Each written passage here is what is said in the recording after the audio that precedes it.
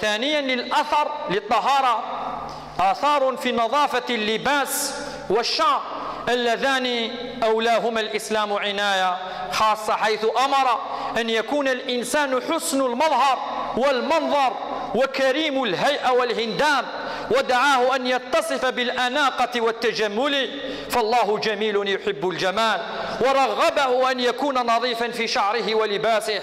فقد ورد في حديث رواه الإمام أحمد أن رسول الله صلى الله عليه وسلم رأى رجلا أشعث فقال: أما وجد هذا الرجل ما يسكن به شعره؟ ورأى رجلا عليه كذلك ثياب وسخة فقال: أما وجد هذا ما يغسل به ثوبه؟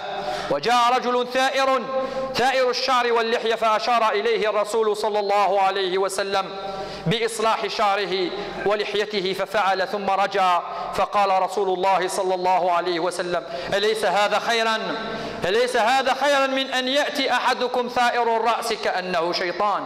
رواه